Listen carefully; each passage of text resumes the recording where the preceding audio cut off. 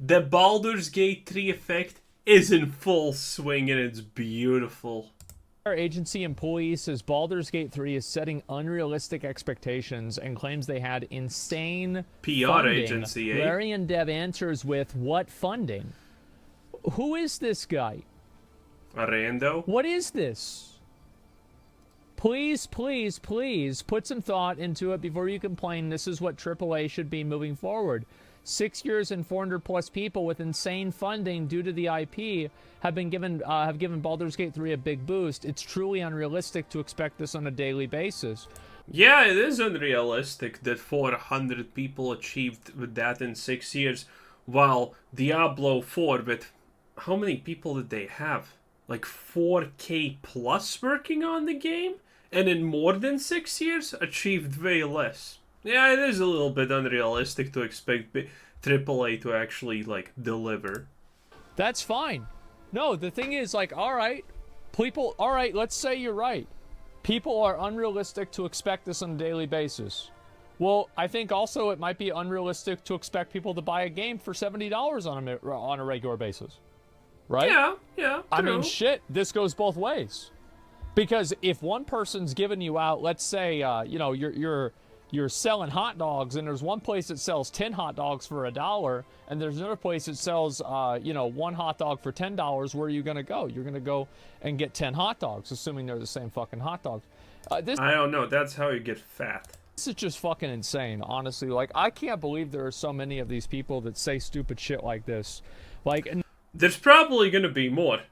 Because AAA is not at the maximum level of desperation just yet. Number one, people that like PR, get the fuck out of here. These people, like I feel like a lot of the PR agencies that these companies hire have no idea what they're doing. Because if they did, these companies wouldn't be writing these like these apologies on Twitter and shit. Wait, why do you think PR? Wait, does he know what PR is? PR stands for public relationships. You literally only take their services when shit's hitting the fan. Because you need to craft a way that you don't look bad. That's what PR agencies are literally for. Everybody fucking memes on. So, like, how do these PR agencies even exist? Like, how do you fuck up every single time, and then somehow you still have a career and like an economy for this? It's crazy. PR agencies have nothing to do with the fact that someone made a shitty game. PR agencies exist because someone made a shitty game, and now they need to apologize. And then one of the guys says, "What funding?" True. Well, here's the thing, is that lazy developers see what a passionate developer can do, and they now fear them because the world is seeing how lazy and money-grabbing devs are. True. Well, I think you're right. And this is the thing, is that game developers and AAA developers especially have enjoyed many years of being able to pump out shit and have it defended by shit-eaters. Yeah. And whenever a game comes out that isn't... I mean, there are people, when Blizzard releases something, it doesn't matter what they release. There's going to be people who literally instantaneously drop to their knees and pray to something, okay? When Bethesda releases something, the same thing exactly happens. It doesn't matter how bad it looks, how unfinished it looks. They're already like, yes, this thing is going to have 3 million bugs and it's going to be unplayable on release in 2 years after it. But thank you, Bethesda, for giving me this thing. So people are just absolutely pathetic. Shit, and people try that and they're like, wow, this is so good. I wish more games were like this, same like Elden Ring, right? Or like Tears of the Kingdom got criticism. Final Fantasy 16 got criticism. Baldur's Gate now 3 is getting criticism. The reason why is that, there are people that, because it's easy to make shit, and shit eaters are easy to please. So whenever you have somebody that ups the ante... Spoken like a true shit eater. What? It's true! He's gonna buy the next World of Warcraft expansion without knowing what it is. He hired some poor schmuck to literally refresh the page every second just so he can pre-order the next thing that Blizzard makes. What? It's true, and you know it. All of you know it. All of you know that that's true. and they make it to where being a shit eater isn't a necessity whenever you play video games anymore, well then now these people are fucking with the economy. And also, like, keep in mind, 6 years and 400 plus people, that's as big as Diablo 3 or Diablo 4. Actually, Diablo 4 was 7 years. There's so a what's lot the more excuse people, for that? Because probably. it's undeniable that Baldur's Gate 3, like Baldur's Gate 3 has more Baldur's Gate 3 has more content inside of it with just cutscenes than Diablo 4 has altogether. True. So Baldur's Gate has more cutscenes than Game of Thrones has hours to watch. Clearly, the amount of time and money invested into this is not the only factor. It's the people that make the game. And it's if they know what's going on or not. Diablo 4 was 9,000 collective employees. Oof. Yeah, well... That's even more than I expected. Wow. Big mistake. This week, if we're talking shit about devs and how bad their games are for a year, now they talk shit about our good games? Yeah, now we're getting it back. The payback That's what AAA is for. Yeah, AAA is for making those really big games. So, like, I don't know. We talked about this a lot. I'll read a few more of these and just go from there. Lazy developers, not just passionate, they're backed up by their management to deliver the product they want to deliver. Needs passion and thought to convince management to let you do your thing, passion and knowledge of what you're doing.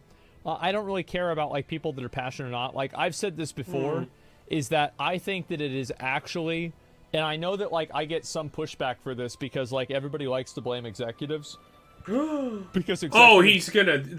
Dude, Asmongold has gotten pretty good at giving my opinions, yeah. He watches my videos often. Like, this is... He got this opinion from me, by the way. He's gonna tell you that developers, most of them are literal imbeciles who don't know what's happening.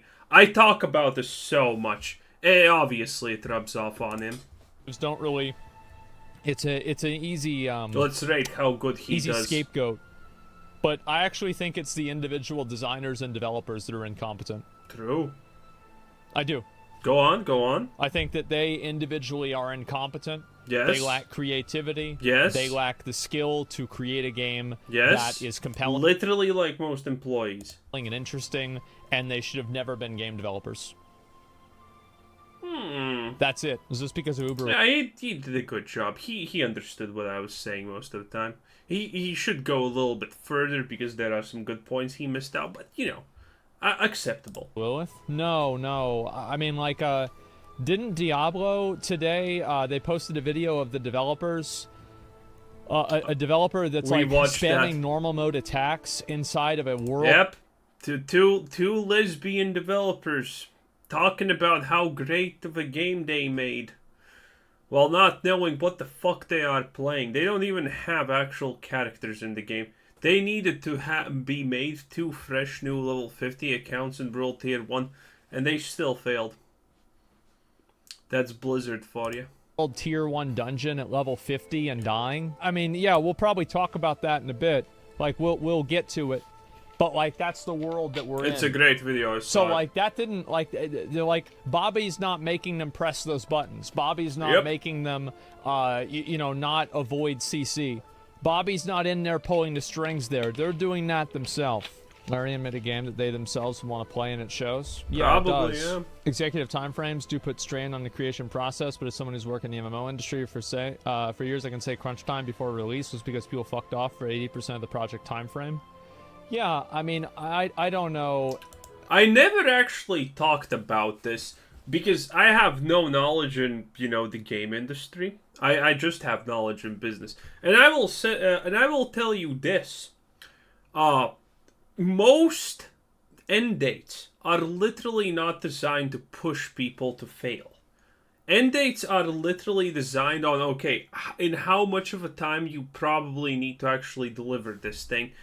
Most of the time, people are not that pushed. Maybe it's slightly different for programmers or whatnot, but most of the time, that's not a real thing. Most of the time, people are actually given periods of time that are actually enough to accomplish whatever they're supposed to do, okay? And have even time to spare. And what that person said, I don't know if it was that a comment or a donation or whatever, but what that person said is true, because the people who are incapable are gonna waste that time, and they are gonna have to, try and do everything at the last moment, and it's gonna be shitty because those people are incapable. If this is one way, by the way, to know if you are a capable person, not an absolute trash bag, okay, in the company that you work in. If you have a period of time to do X, do you accomplish it? Or do you complain that there was not enough time? And if you do complain if there was not enough time, did you go to your bosses and tell them that there's not enough time? Are there other people who are also completing this in said amount of time? Because if you can't complete it in that amount of time, but someone else can, that instantaneously means you are trash. It is what it is. And it's always 100% true what I just said. There are no exceptions to this rule. Like, what the fuck? Like, I have no idea what happens with, like, each individual game, but I actually think that a lot of these people just have no idea what they're doing. Yep. And there's not some, executive that's at fault. I want to go on another rant about people not understanding how things work. The reality is, your manager's fine. You're just an idiot. Just the individual person being an incompetent employee and not knowing what they're doing. Do you think that the game is the first AAA or quadruple A? No, I don't think so. Remnant Devs made a game they wanted to... Baldur's Gate does have bugs, so it can't be quadruple A. Plus quadruple A. I think the AAA thing is literally just based on how big of a studio is and how much money they actually have. Play too. Yeah. Like, I think that, if I make a list, right, of, like, games that, like, recent gold standard games. Elden Ring, Where are obviously, these mosquitoes coming from? Baldur's Gate 3. Did he even play Tears of the Kingdom, by the way?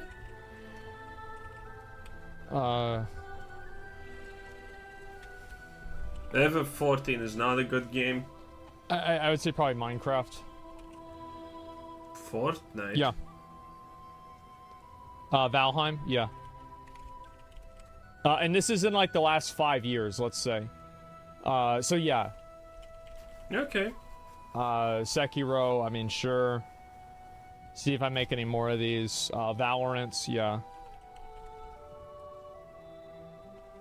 Fuck, I'm trying to think if there's any more. Valorant's literally just a CSGO reskin. Path of Exile.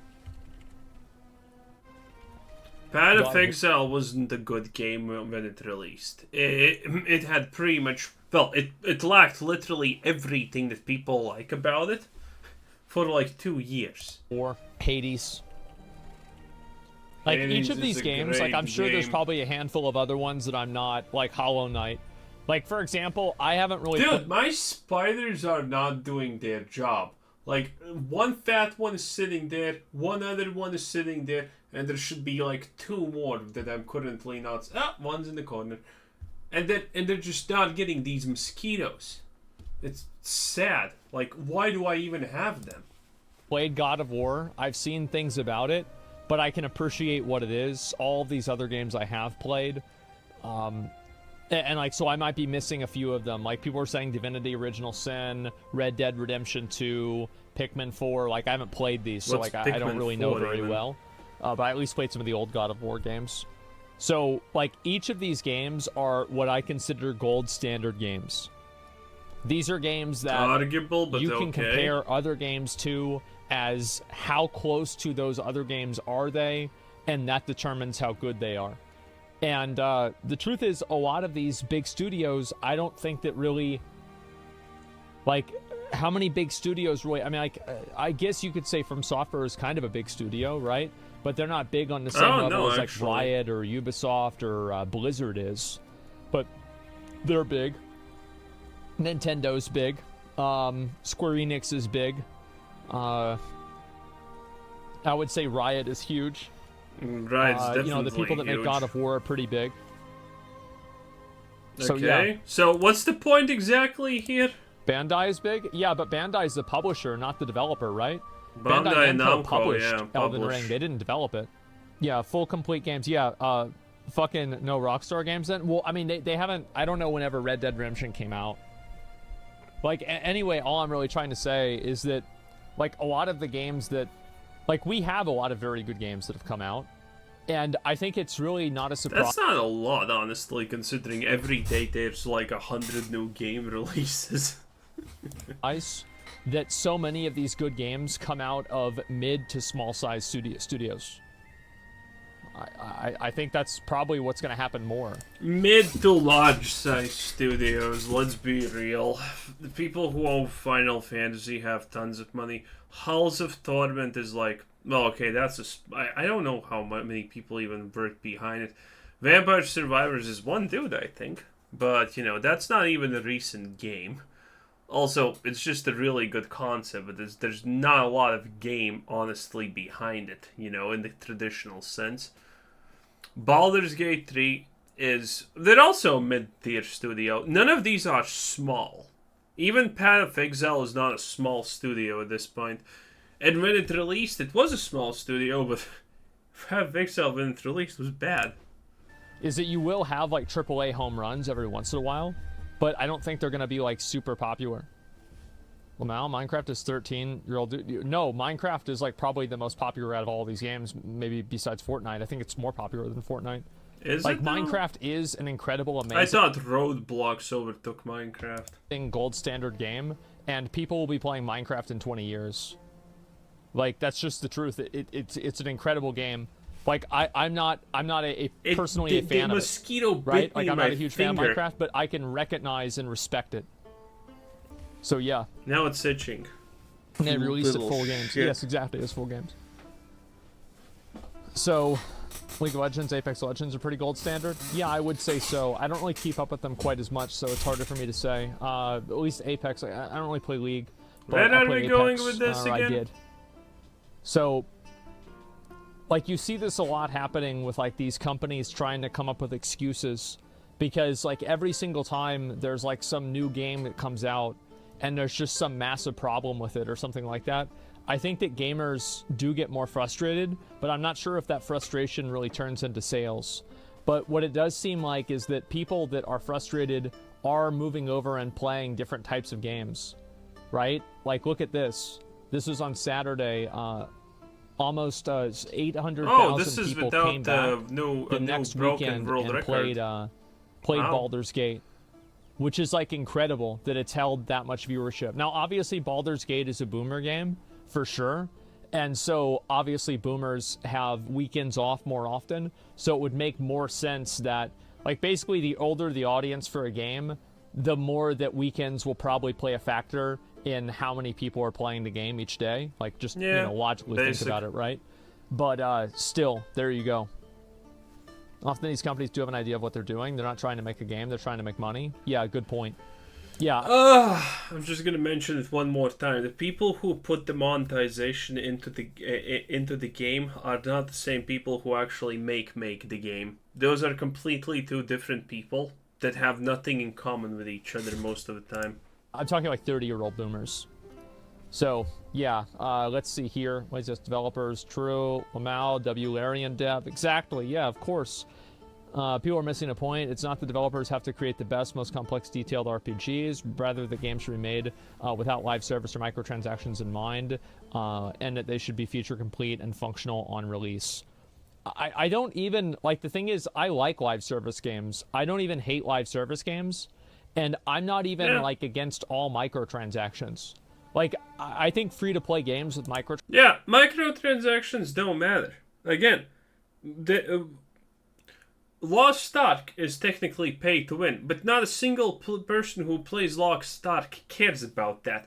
The only people who care about Lost Ark having microtransactions and pay to win are people who don't play Lost Ark, because everyone who plays Lost Ark understands that it's a good game, and it doesn't matter that it has those things in it, because it literally doesn't change how you play the game.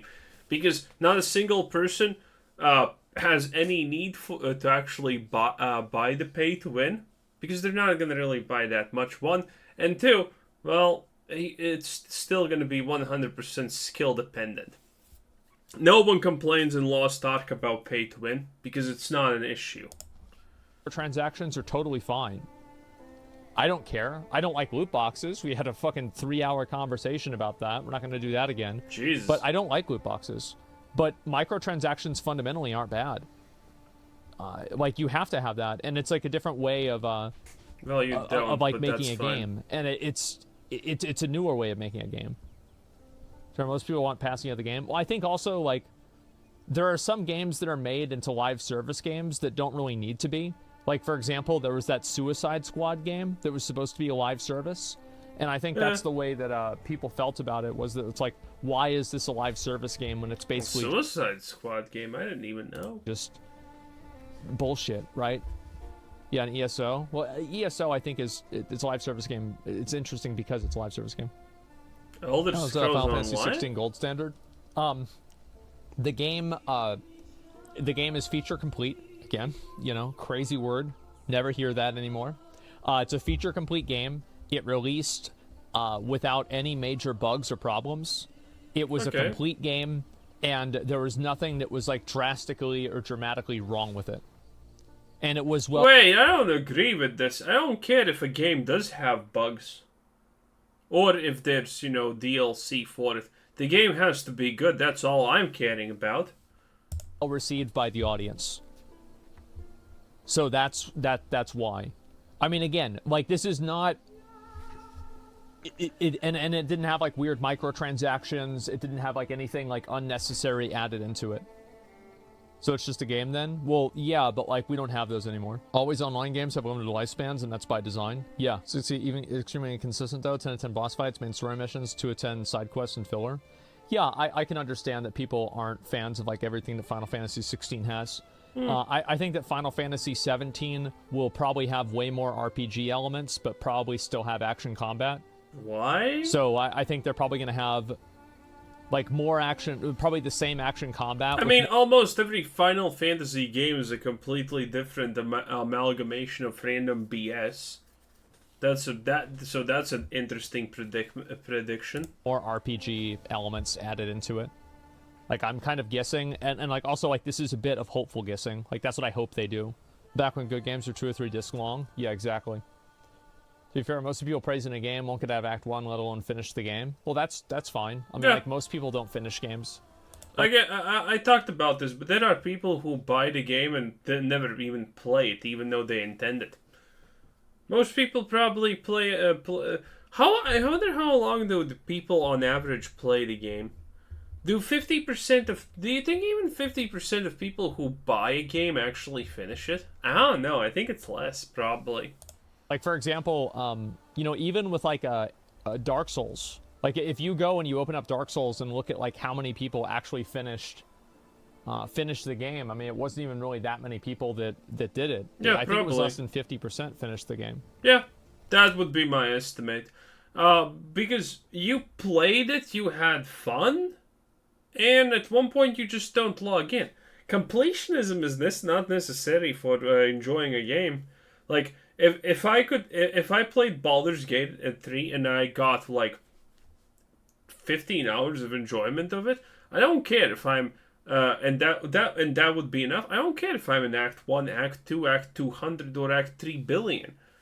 As long as I just enjoyed it, that's all that matters. Okay, sorry, I just didn't make sure I had something open, but it's fine. Porn. We are good. Every Final Fantasy is another push in a pretty established design. Wouldn't be surprised Final Fantasy 17 is completely different from 16, but still learn from it. Yeah, that's what I'm kind of expecting.